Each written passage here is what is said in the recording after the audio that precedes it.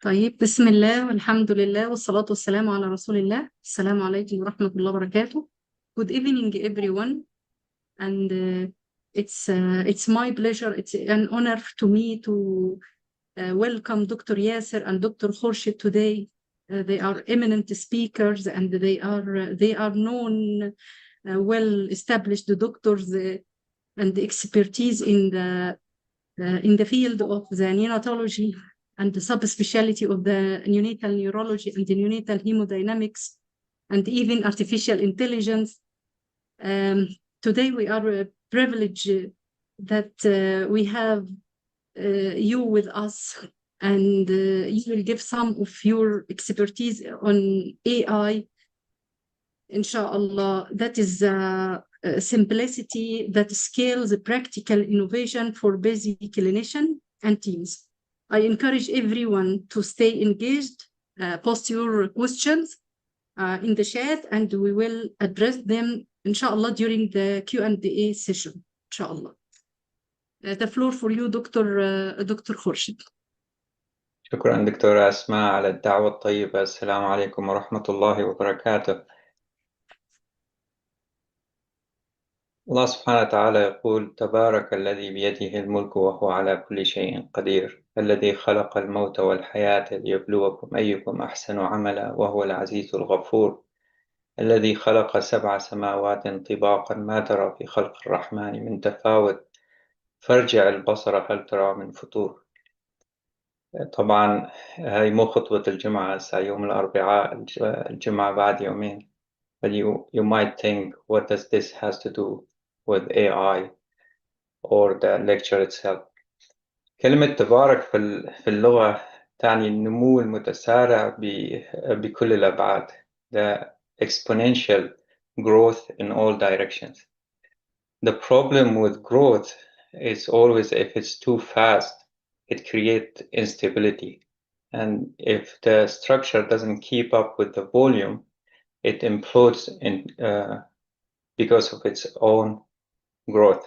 And كلمة تبارك في اللغة تعني الثبات، فتحمل معنيين، تحمل معنى النمو والثبات في نفس الوقت، واللي هي شغلة نادرة. بالعادة لما بصير نمو متسارع بيروح الثبات وبصير instability and usually chaos.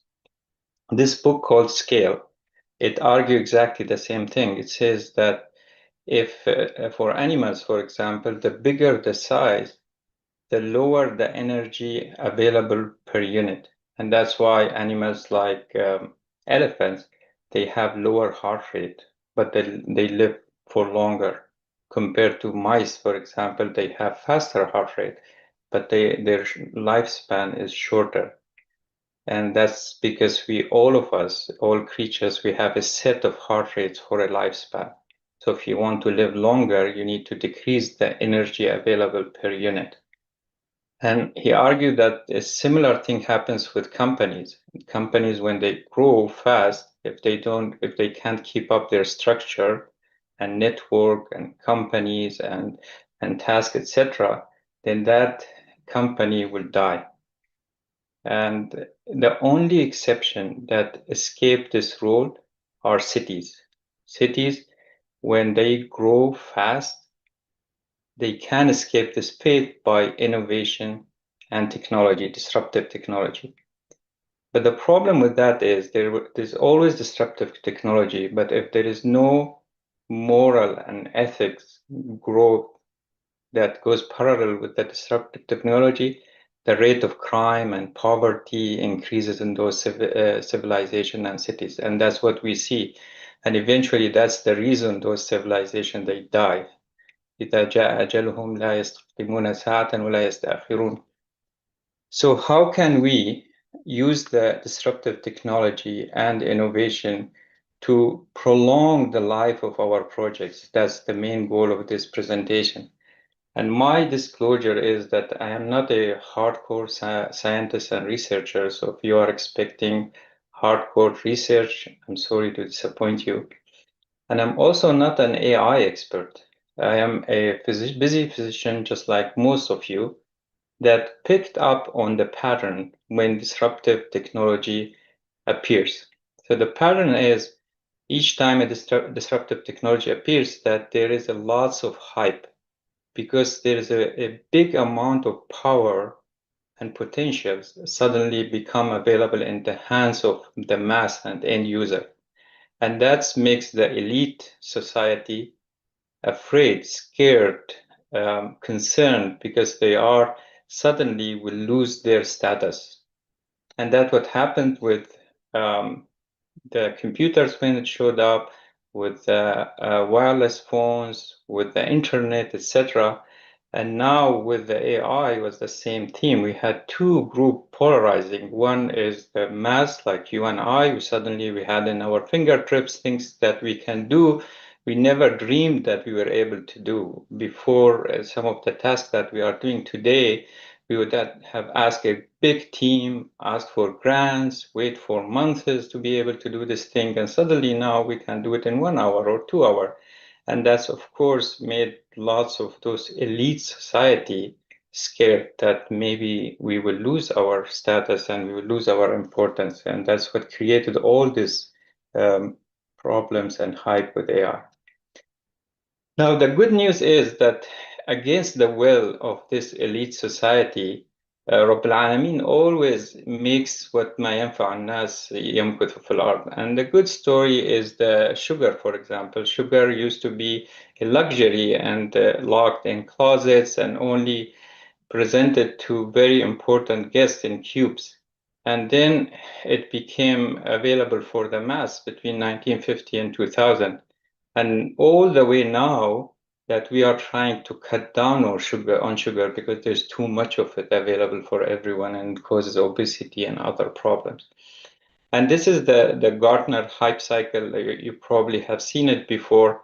And I always remember the ayat, فَأَمَّا الزَّبَدُ فَيَذْهَبُ جُفَاءً. So the first time, the first round that we have faced with AI was the zabad. There was lots of zabad, lots of hype, lots of platforms, softwares, sign up and popping here and there, YouTube's courses. And we have all subscribed to lots of garbage, thinking that this might be the solution for this AI that is coming our way. And eventually, the زبد يذهب جفاء يذهب جفاء وما ينفع الناس يمكث في الأرض. And as time goes by, what is beneficial from the AI will stay, and it will really change the landscape of how we are functioning, and it already does. If we are not keeping up with what's coming our way from AI, we will become obsolete. Just like if today you don't know how to operate a PowerPoint, how to work with Zoom, how to use the internet, there is no way for you to find a job. Not that there are no jobs for physicians, but there are no jobs for a physician who doesn't know how to work with internet, who doesn't know how to work with PowerPoint, with Zoom, etc. So a similar thing will happen with AI. Soon enough, physicians or any specialty or business for that matter who don't know the ABCs of artificial intelligence, they will not be able to find jobs. Now, what I wanted to present today is a framework. And the challenge I have for myself and you to use this framework to solve a complex problem and simplify it and then make it available for everyone. So I will show you one example how we use this framework to quickly solve a complex problem and then share it with everybody. And the challenge for us to pick one problem that you have using this framework to try to solve it and share it with everyone. So this framework or tool called Reframe. So we will look at the clinical essence of the problem, and then we will try to prototype fast some of the solution for those targeted questions that we identify from that problem that we dismantled it using simulation, decision aids, and AI applications. And then quickly measure what matters, not to increase our number of our publications, but really to answer specific and clinically relevant questions. And finally, how can we share it and make it available to everyone so they can feed back to our study and make it even stronger? So the case example I wanted to use to present to you to use this framework is the Sarnath scaling. And I always brag that I still work with Dr. Sarnath. I have the pleasure, and we were able to name our fellowship after him. The neonatal neurocritical care is named the Harvey Sarnath Neonatal Neurocritical Care Fellowship. And his first paper, interesting enough, was published in October 1976, and that's the month and year I was born. And it was on 21 babies, 36 weeks and above, and it was for acute asphyxia, not chronic asphyxia. And famously, he created these 3 stages of Sarnath: mild, moderate, and severe HIU. And we have been using it since. The problem is the reality is complex. This is one case of a baby who was born at home and was resuscitated initially by her father. Then the AMS came and continued resuscitation. They gave her Apgar of 3 at 10 minutes. And then the neuro exam had 2 out of 6 of major Sarnath category. There was low tone and baby was lethargic, but responded to touch. So initially, from the call with our transport team, they initiated the cooling because we have a low threshold to start the cooling.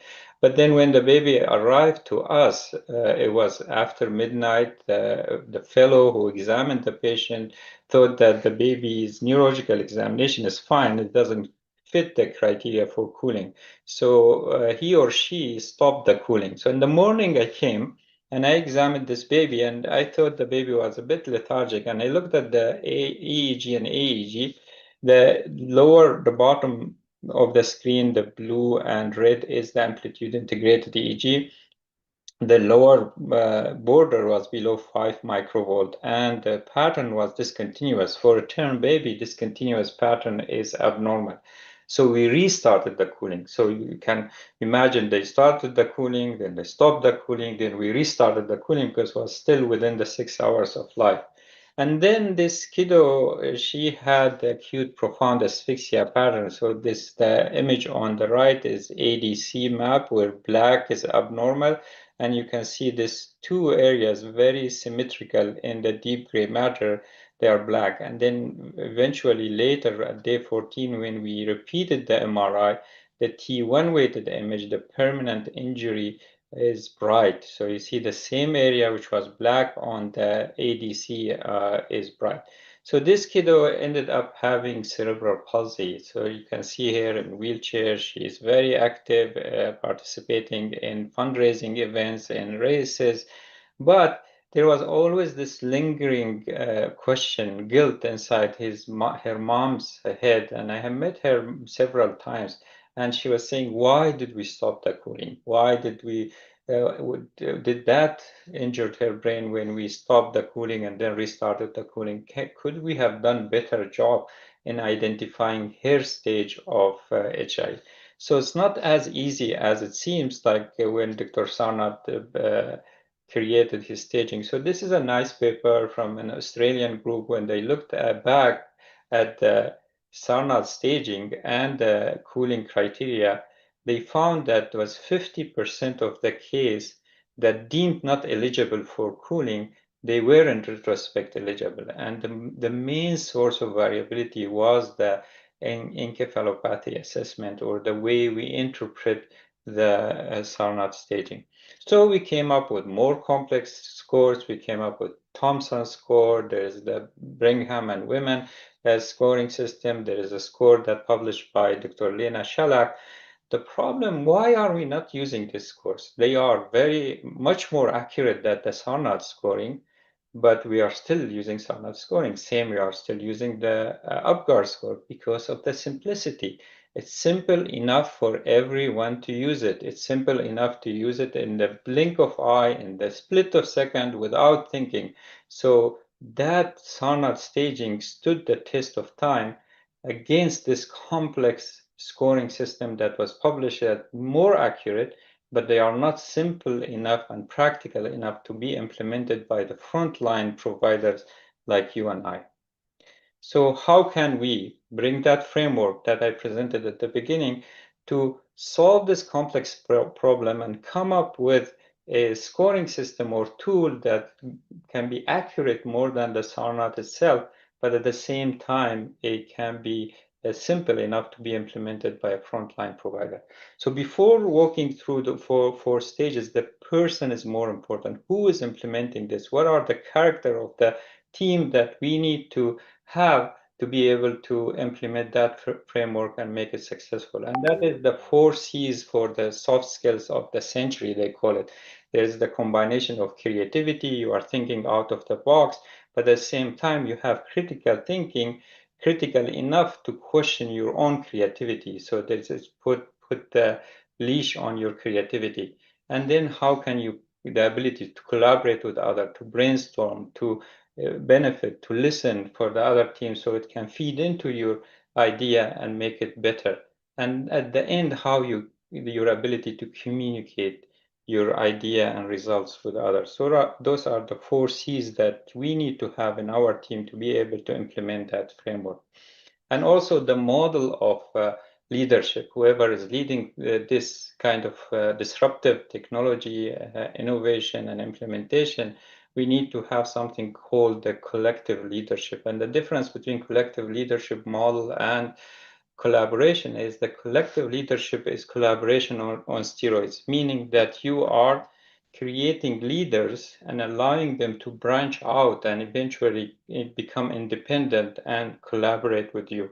And that I remember the ayah at the end, I think it is in Surah At-Tawbah, maybe when he said كزرع أخرج شطأه فآزره فاستوى على عوده. Then when it's branched out, it becomes its own entity, and then they collaborate together and then become even stronger. So reframe. So what did we do with this SANA scoring to get to the bottom of the clinical essence of the problem? So we looked at the variability. Where is the variability lies when it comes to HIE, moderate to severe, when it comes to cooling, the timing of the MRI, the hemodynamics management, the respiratory, and we found that there is variability all over the place. And the main, interesting enough, everybody used SARNAT scoring, and only one center was using the Thomson score, but Thomson was based on SARNAT too. The problem was that it was in the interpretation. People were interpreting it differently for the same patient. And also the graph on the right here, we compared the centers in Canada, and when we found that there was a variability in the term of the mortality, morbidity, and combination of mortality and brain injury. So from this, we created our priority. Where should we start to address the variability?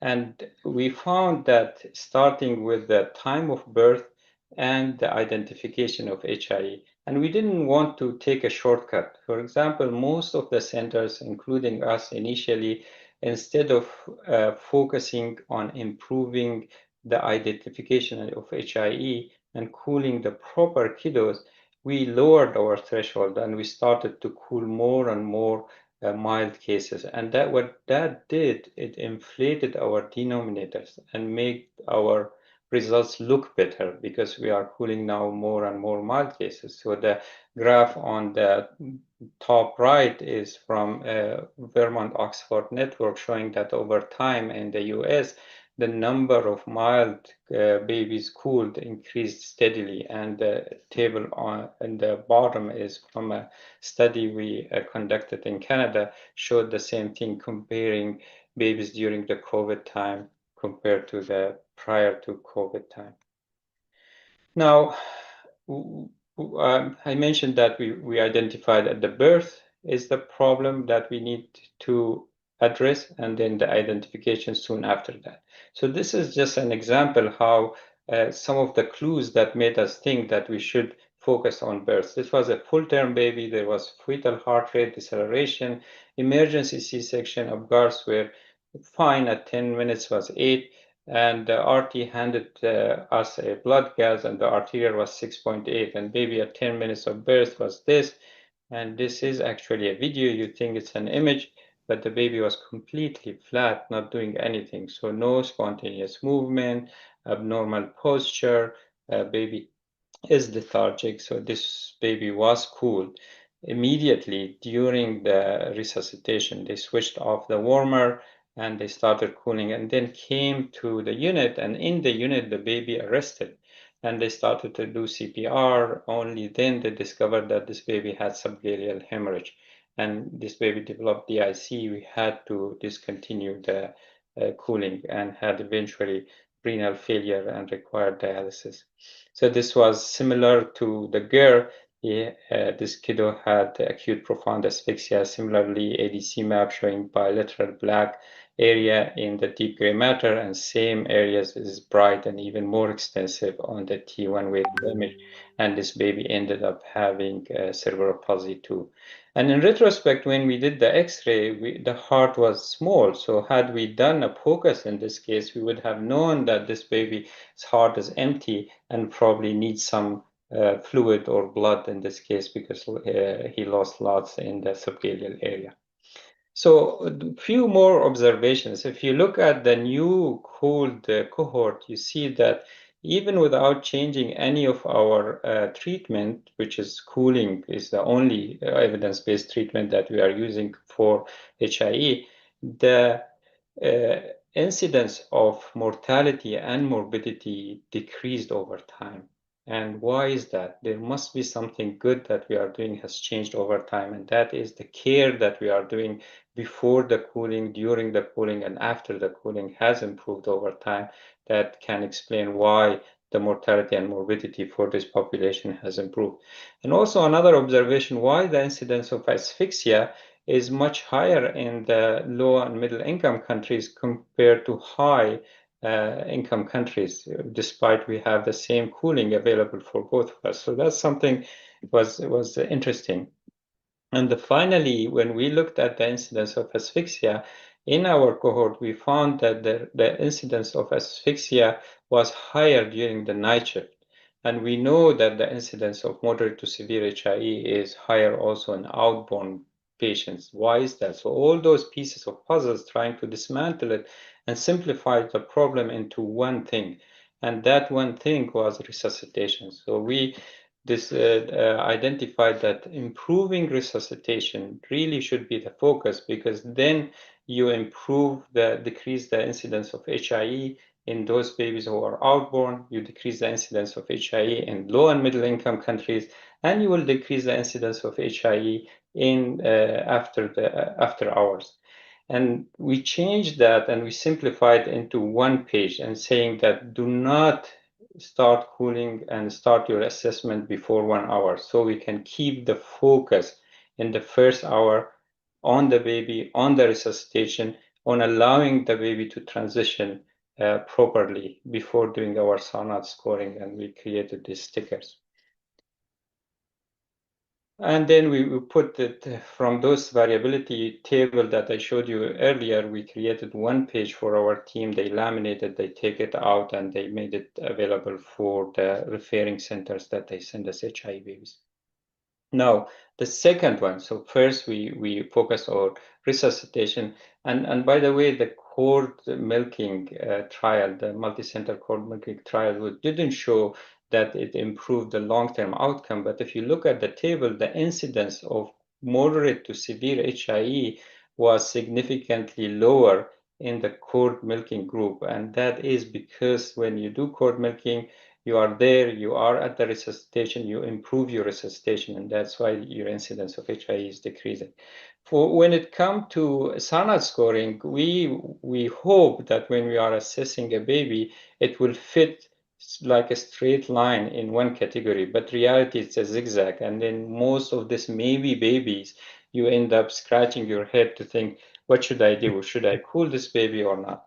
So again, the same thing, we had the same framework, we dismantled it. What are the key important components of this identification clinical examination that we can improve to decrease the variability and take the human component out of it and make it as automated as possible? So we identified that we need to reduce the human factor error when they calculate whether the baby is eligible for cooling or not.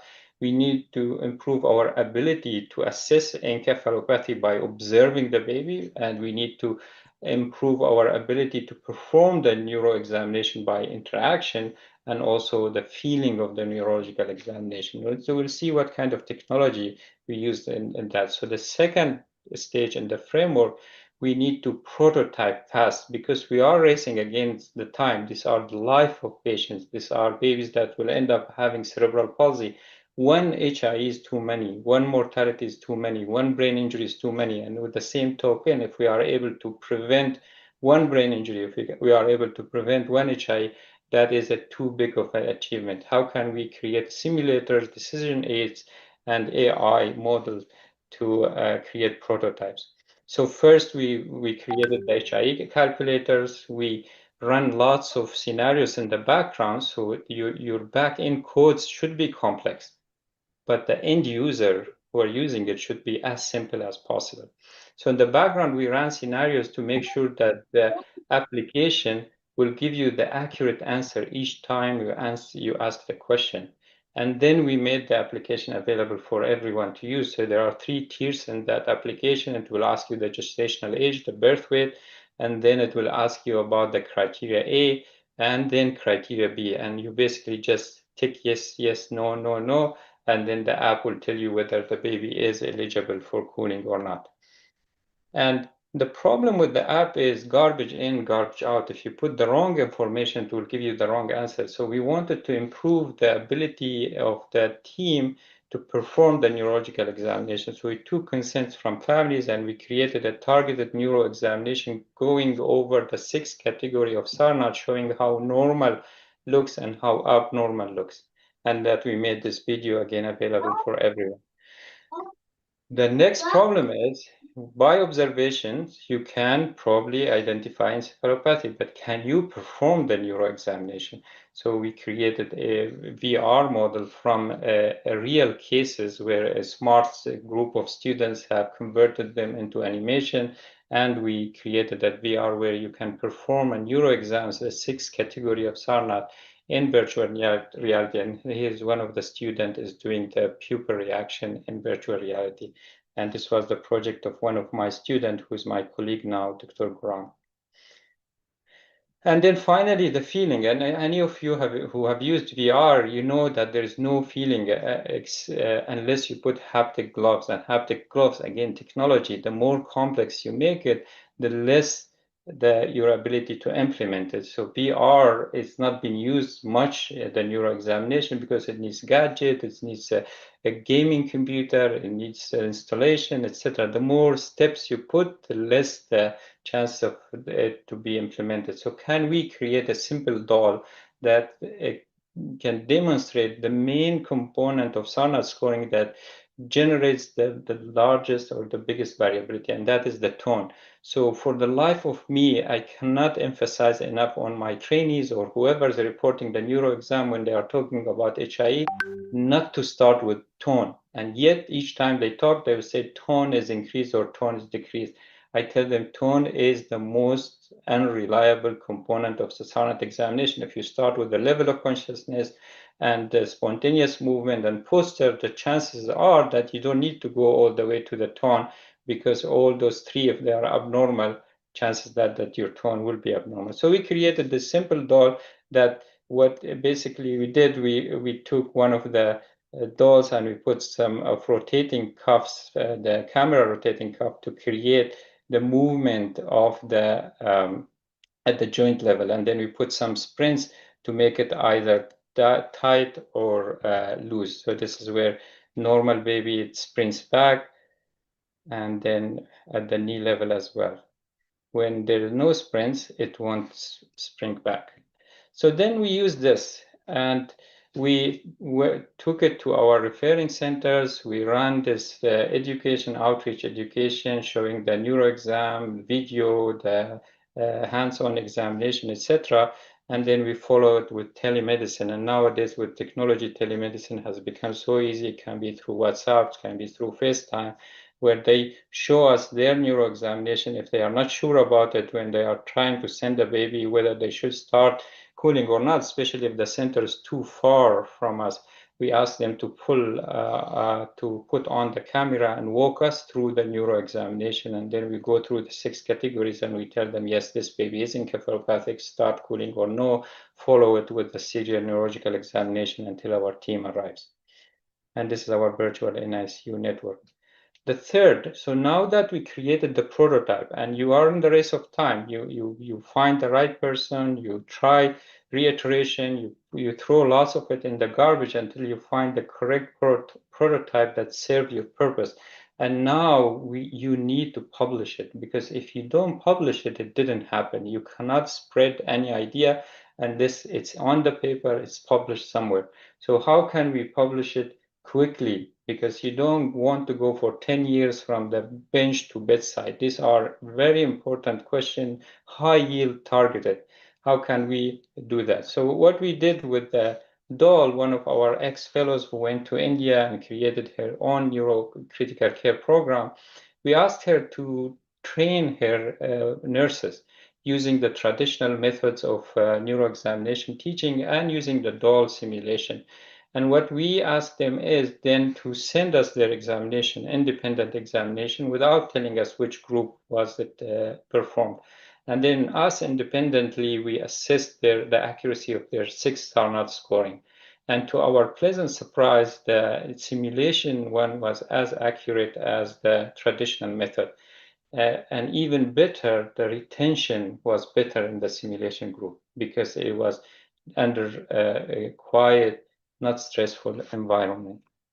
And now suddenly you can scale this up because it's a simple doll. You can create it in your garage. You have the app, the calculator available for free. You have the neuro examination available for free.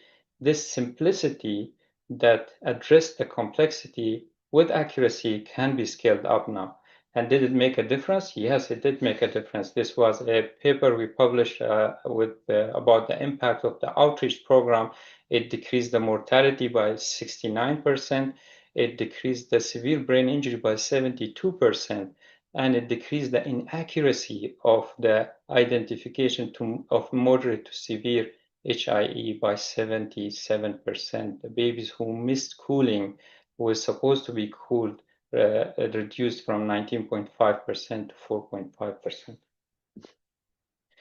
And also the impact of the neuroprotection itself was that in our own centers decreased the mortality, brain injury, and the use of anti-seizure medication. And this is showing also that it was because of the intervention, not because of the change in practice over time, like the paper I showed you earlier on.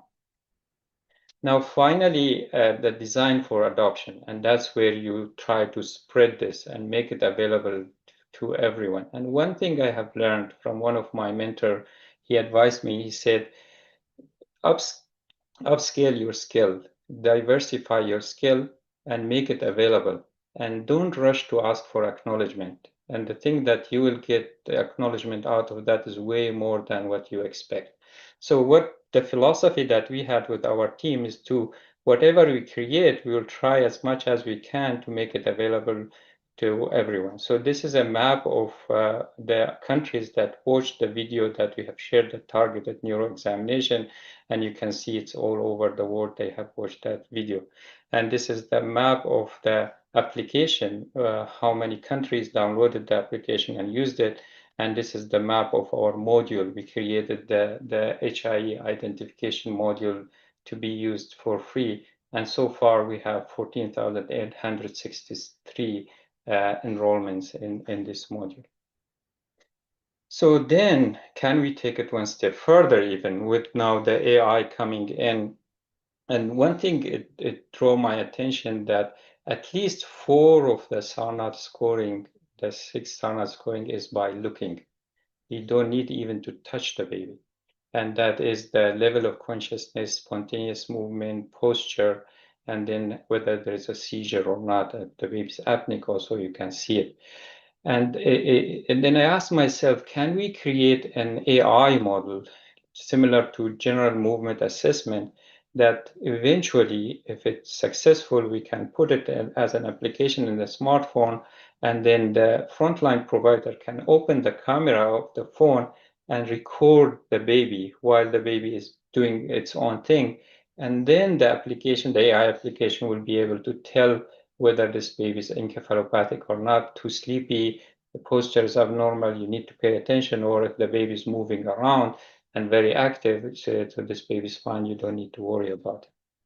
So this is the thing with the AI, why it's disruptive technology, because this, I created this from ChatGPT myself, and you can see here, it's I uploaded the video, and this is one of the patients, and it is scoring the entropy, the complexity, the frequency of the movement, the symmetry of the movement, and the complexity of the movement of this baby, and just add it up, and you can see the score is increasing over there. But the problem is when I ran the same thing in a very abnormal baby, it gave me a high score. And this is one of the key principles I want to present while I'm presenting this talk, is key principle in dealing with AI to keep it safe. And the one key principle is domain knowledge. If you don't have the domain knowledge, you will take garbage, you will take hallucination. If I didn't know that this baby is on the left is not encephalopathic and the baby on the right is encephalopathic, I would have taken this beautiful model that create entropy score, very fancy looking, for granted. I say, let's use it, and it would have caused harm. So domain knowledge is key when we deal with AI. So then what we did, we collaborated with people who are expert in this area. This is a group from Brazil. They are expert in virtual reality, AI, and creating all this kind of calculators and tools. And now you can see the same model that I created was able to differentiate between the baby who is active. There's lots of complexity and frequency in the signal, and the baby who was not active, the signal is very flat or with some blips here and there. And now when you have the combination of the ability to access the AI model and the collaboration, you remember those 4 C's, that you are creative. I was creative, trying to think out of the box, but I had critical thinking to be able to criticize my own idea, and I had the ability to collaborate with this great experts and communicate with them. And now when they created the model, I was able then to go back and reiterate it. And that's where there's something called prompt engineering. You probably have heard of it, you have done some courses about it. And it's really a fancy word of good communication. It's true for AI, it's true for human beings. And the first time I was faced with prompt engineering was because of my son. At the beginning of ChatGPT, the new generation, they were using the AI to solve their homeworks, and he got 0 on his homework. And I was shouting and angry with him, and he told me, you know what, this is the new calculators, but you guys are not there yet. And I got interested. I said, show me how you deal with it.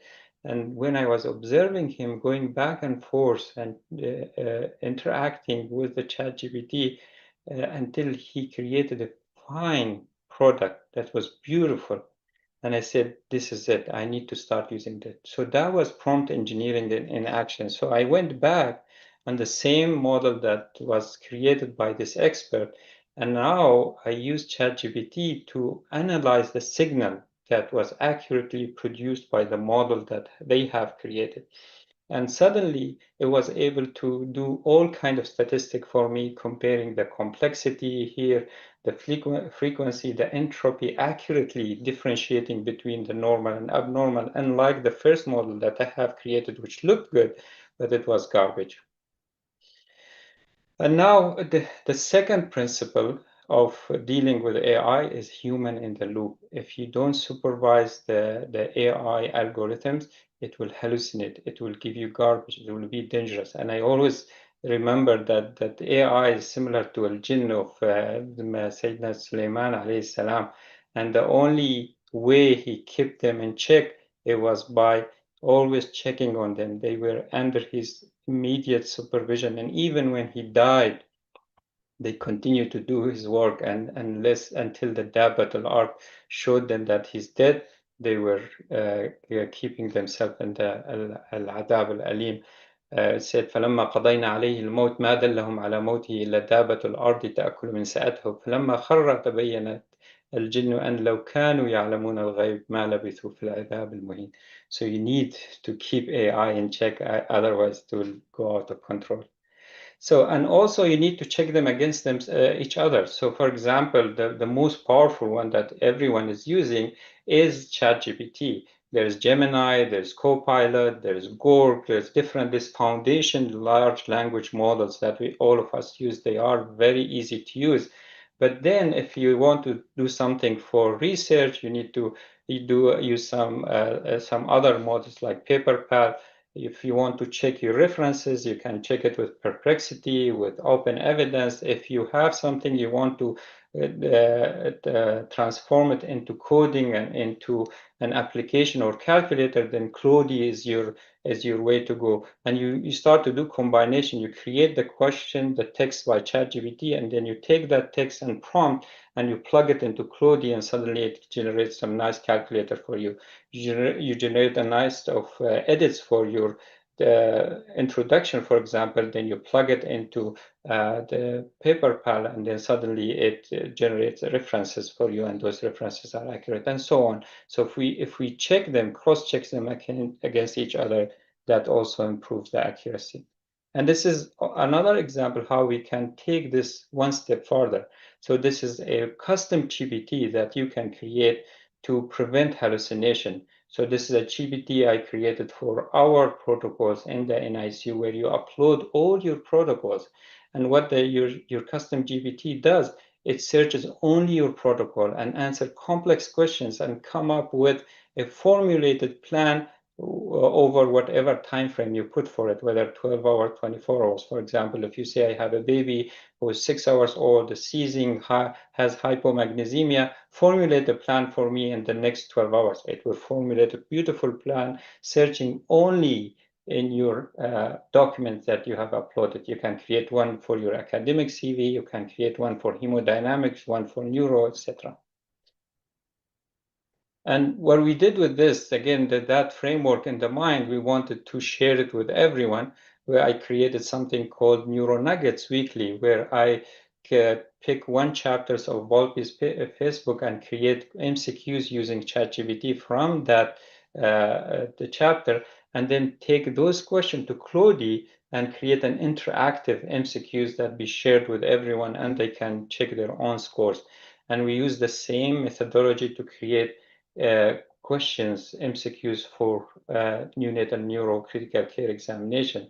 And with the human in the loop patterns or method, we had our team reviewing every question, making sure that they are accurate and not hallucinating and not repetitive and not too simple, and adding some images and context, etc., to create this beautiful more than 4,000 questions that could have taken us otherwise years to create. We were able to create it in 1 month.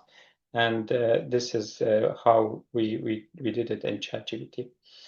And then finally, when you have this method, the sky's the limit. You are having the creative mind. You don't stop at any point, any block. So this was an example of a baby we had with HIE, and I knew that examining the pupils is the key component of the neuro examination.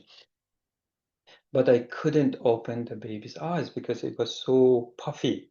So I just thought, what if I put a hockey stick probe and try to look at the pupils using ultrasound? And it was beautiful. So this is, I asked my fellow to shine the light from the side. This is before shining the light. You can see the pupils are a proper size. And then after the light was shone, you see that pupil was constricted. And here is another example showing it better. You can see how the pupil here is constricting when the light is shone from the side. And then we took it one step further, because there was a baby when it was born at home, and the father resuscitated his daughter. She came to us, she was white like a blanket, and her neuro exam was terrible. The only thing in her neuro exam was normal was the pupils. They were equal and reactive to light. And once we gave her blood, she flourished like a flower. And then it occurs to me that really the eye is the window to the brain, and we should always make sure that we are examining the pupils.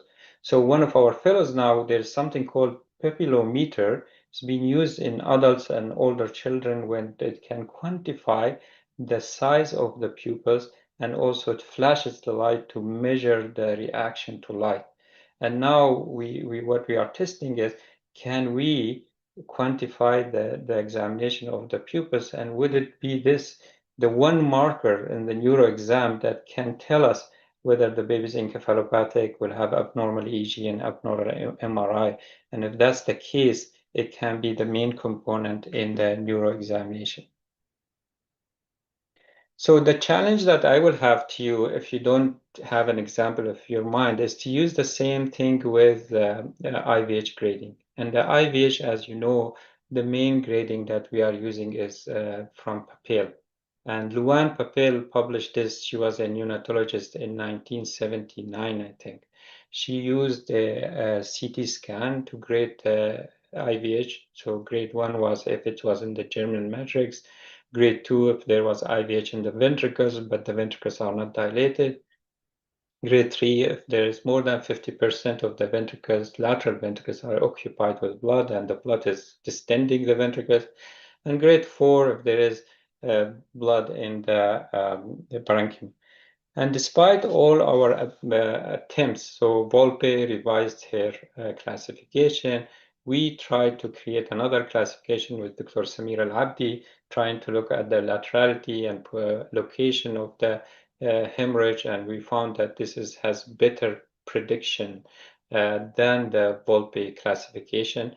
And also there are other classification systems out there, but none of them has been used nowadays because they are not simple enough to be implemented at the bedside by the frontline provider. We still use the grade 1, grade 2, grade 3, grade 4, despite Volpe clearly showed that grade 4 is really not upgrade from grade 3. It's a completely different entity. It's periventricular hemorrhagic infarct. It's because the medullary vein, they pass through the germinal matrix, and the grade 1 IVH tamponade is causing engorgement, and engorgement causes ischemia, ischemia is followed by infarct. So the challenge for you, can you use that framework that I presented to you to solve this problem that's complex, simplify it to be able to be implemented at the bedside, but at the same time, your simplicity is keeping the accuracy, and that can be scaled up and being shared with everyone. Or you can use your own example and try to solve this. So this is some of the fun activities that we had in training our fellows, and they were learning EEG in my own head. This is some of the brain dissection I was having with my kids in our home, and this is my daughter using our cranial ultrasound simulators.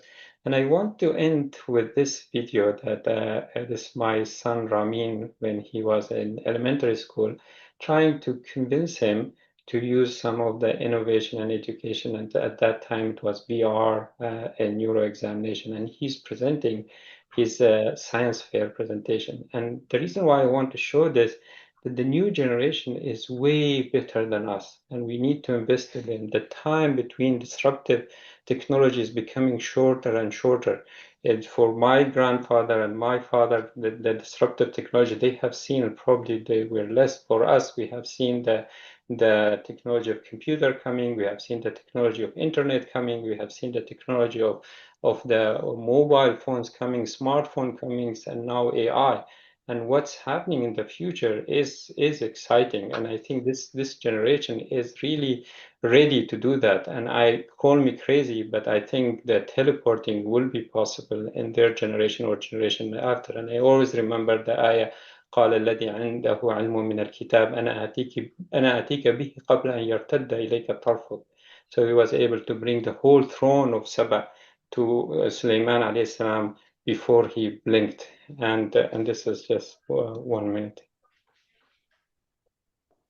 Hopefully it will work. No. This is not working. Anyway, the video is not working. Great, thank you very much. I'll be happy to take questions.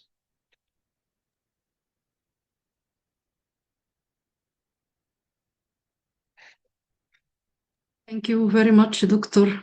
MashaAllah, Dr. Khorshid, for this very nice and practical, inspiring presentation.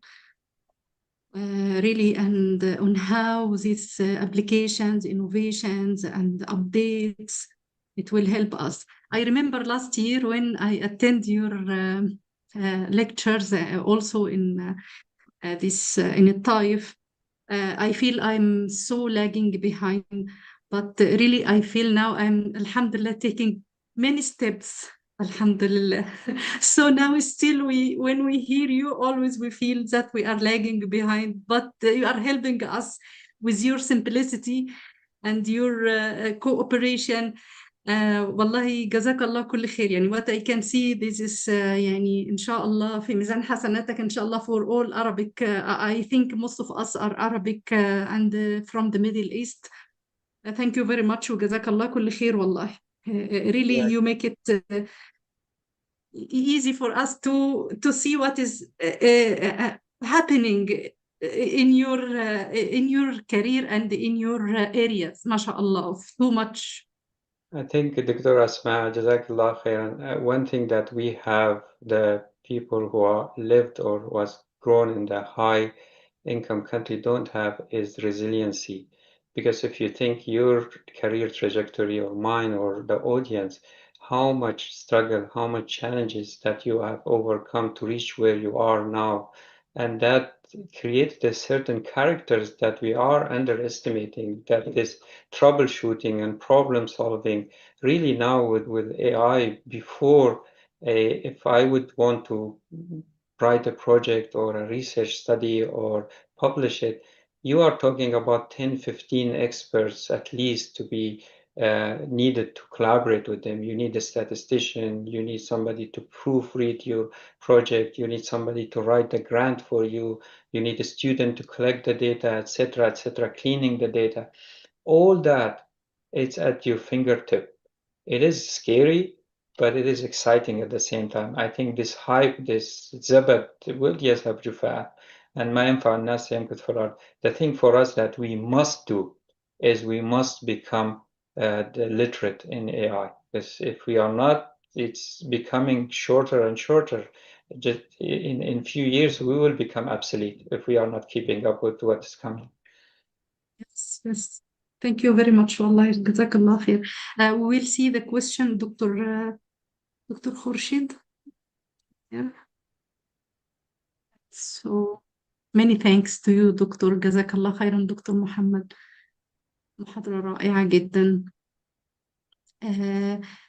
Also Dr. Yasser, still we have also Dr. Yasser.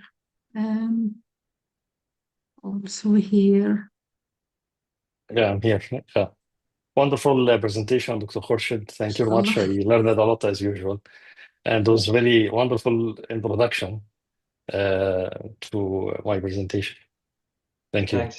Thanks, Professor. I learn from you always a lot, and it's nice always to collaborate with you. Our collaboration goes long way, like many years Yes. back, and we continued until now, which is great. Yeah.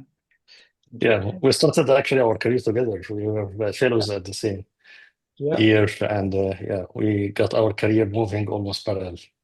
Yes, that's so true. Yeah. So good. I see question by Usama. I think Usama was one of our fellows, and now he's my colleague, and we are sad that we lost him. He's asking, what's your take on unsupervised machine learning potential? So much potential, Usama, as long as you have the domain knowledge, because then you can differentiate between what's garbage and what's not garbage. Like, for example, if I do unsupervised machine learning for coding, there's no way for me to know whether the output is accurate or not. But if I do it for something like neuro, I can tell that this is accurate, this is good, this is not good. So you need to have that domain knowledge to do the unsupervised.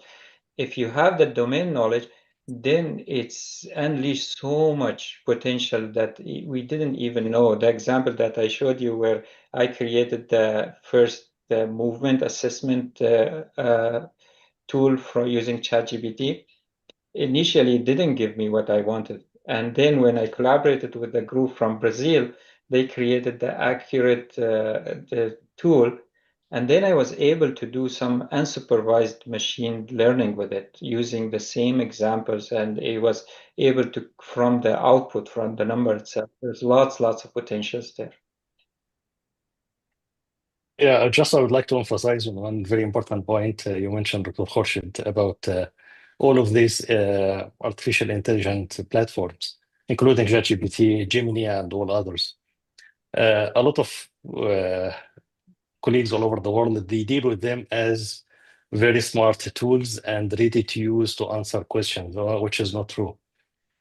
So they are at certain level, at a basic level, and they are available, and you need to teach them. You need to make models, like customized models for you to be used.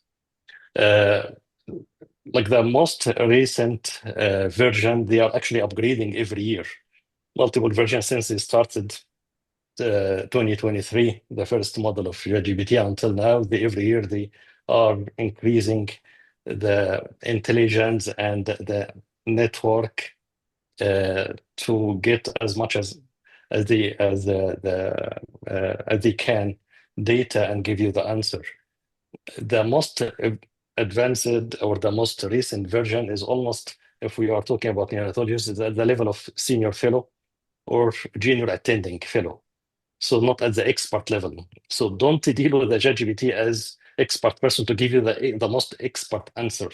You need to create custom way, and I will show during my presentation how we did that in hemodynamics to answer your question. So you have to consider the platform as just a starting point, and you need to build up. Use it wisely to make a model that can help you, but don't use it as is. And it is different with different versions. So they have the basic free model, and they have the Pro, which is the most expensive, and they are different. They are not all the same. Typical, all of these companies, they are making money because they have a lot of expenses to upgrade, to maintain ChatGPT every year. They need $100 million to maintain it and to upgrade it, to keep it running. So they have to make money out of it. That's why it is totally different. You cannot rely on unfortunately, on the free version to give you what you want. I think use it as your minion. I always keep Sulaiman alayhi salam example in my mind. They were shayateen doing everything for him under his supervision. They weren't good creatures. They were bad creatures, but they were doing Yeah, what he asked them to do. exactly. So as long as they are your minions, then they become very, very powerful. You make the AI do what you ask them to do. You are not Right. you're not following them, they are following you. You are still the Exactly. master. They are your minions. That's the main. I see Definitely. that, Yeah. yeah. There's one question about where can I do AI course? That was the pain that I got at the beginning, because you are thirsty, you see the need, but because there's lots of need, there's lots of scams out there that you can be scammed, lots of garbage courses. You supervise, you subscribe, and you pay, but you ended up not getting what you want. So I was lucky to have few mentors in this area who are AI expert. I asked them to really tell me what should I do, what are the courses. I'm happy to do them, and they gave me some advices I'm happy to share with the group, and Dr. Asma can send it as email. One of them is the AI in healthcare out of Stanford. They are like 5 courses. You finish them and you get certificate at the end. And there's one on prompt engineering. But the one interesting enough that I found was the most practical and useful was by one of my fellows. She passed it to me. Is run by a physician from India. So I attended all he ran 9 hours course, goes from idea to implementation, over all the research, statistic, general use, and then finally the publication. So I connected with that person, and I'm planning to create a 3-month course with him and make it available for online sign up. And we'll see, he usually could charge about 75 Canadian dollar per person. And I'm negotiating with him to reduce it for trainees and low and middle income country. But that will be sometime in January. We are planning to apply for CME accredit and whatnot. I would say I would highly recommend that one because I did it myself and I find it the most practical, and then I will send you some of the ones that some of my mentors in AI advised for me. And I think Usama did AI in healthcare out of Stanford, and it was very helpful to me.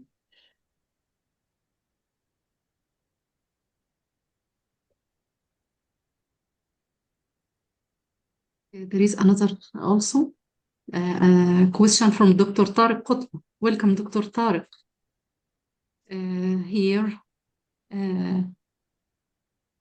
he used the Manus. It's a very helpful and reliable tool. I like it especially in the critical appraisal of the articles. It is, yeah, there is, and there's a consensus I find is the most powerful. Manus is good too. Consensus and PaperPal.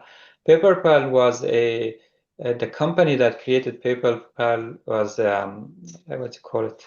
They used to proofread the research papers. You send them your paper, they will proofread it to the article, and then you'll be able to publish it. So the same company created PaperPal. Now it's an AI tool. So I find that is compared to all those, that PaperPal is the most powerful and consensus. But Manus is good too. So whichever you feel you see that meet your needs, use it. I think that's good. They have overlap capabilities. Yeah, I can see. Yeah, need money. As Dr. Yasser said, most of the ones that give you the actual benefit, they need sign up, unfortunately. There is the free version of them. It gives you certain points. So if you are, one of the smart way of doing that is to have multiple accounts. So each account will give you a certain window of free points, and then you have to wait the next day or the day after. So that's one way to work around. Yes. You make you make it easy for us يا دكتور يعني. It is. I think you and I and the audience we can find a way. And sometimes I joke with my friends. I said, Syrians, we are hackers by nature, and Egyptians are the same. So we can work around stuff. I see Sally's hand is up. I think I will. Oh, we are 2 minutes over. Sally, do you want to ask your question? Then I will move to Dr. Yasser.